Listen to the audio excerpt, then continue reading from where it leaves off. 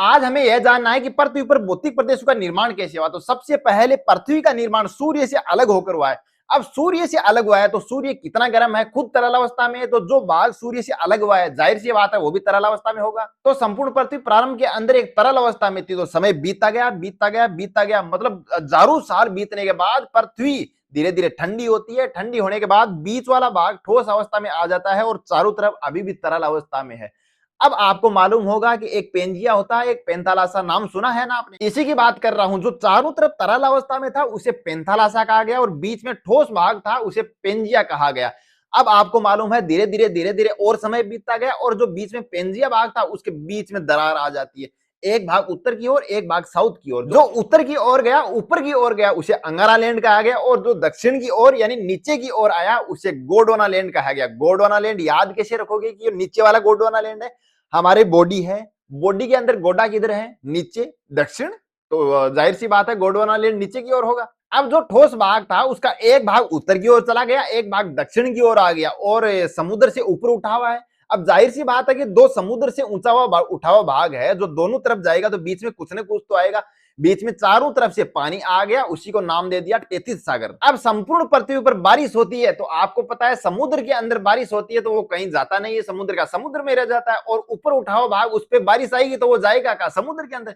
मतलब ऊपर उठा हुआ भाग है उसके ऊपर बारिश आई तो दोनों का ढाल बीच में 33 सागर की ओर है। अब दोनों से ऊपर पानी गिरा, दोनों से 33 सागर में पानी आ रहा है तो नदी के पानी के अंदर कट कट के अवसाद आता है और 33 सागर में जमा हो जाता है। अवसाद के रूप में वनस्पति है, जैविक संपदा है और कंकड़ पत्थर है, वो सारे के सारे 33 सागर के बीच में आकर जमा हो गए। अब अवसाद आता जाता है आता जाता है आता जाता है तो बहुत सारा इकट्ठा होने के बाद में नीचे जाता है।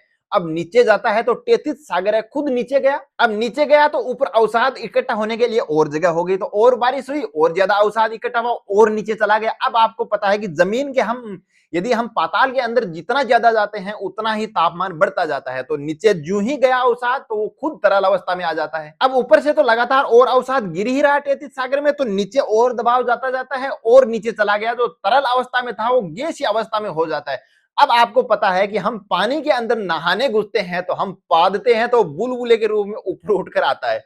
अब उसी तरह नीचे गैसीय अवस्था में हो गई तो ऊपर कहां से आएगा? ऊपर तो 33 सागर के ऊपर है जो अवसाद इकट्ठा हो रहा है, दोनों और अंगारा लैंड गोंडवाना लैंड है। अब ठोस पदार्थ और बीच में जो ऊपर से दबाव हो रहा है यहाँ तो आएगा नहीं, साइड से आएगा। तो नीचे तापमान बढ़ने के कारण जो पूरा गैस बन गया है वो एक तरफ तो अंगारा लैंड के बाहर की ओर, दूसरी ओर गोंडवाना लैंड के बाहर की ओर ऊपर आता है।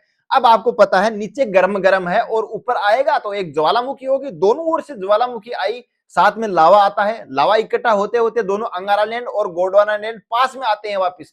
तो अवसाद लगातार और गिर रहा है और गिर रहा है। यदि पास में आते हैं तो अवसाद बीच में पिचकता है और ऊपर उड़ता है। ऊपर उठा हुआ भाग समांतर तो रहेगा नहीं, कोई पहाड़ी की तरह, कोई पर्वत की तरह, कोई मैदानी भाग हो जाएगा और कोई नदियों की तरह एकदम घाटी की तरह हो जाएगा। और ये अब उबड़ खाबड़ जितनी भी आकृति हमारे सामने आई है यही भौतिक प्रदेश है। अब आप देखते हैं कि समुद्र तल से हर चीज की ऊंचाई नापी जाती है। हमारा रेलवे स्टेशन है समुद्र से 471 मीटर ऊंचा है।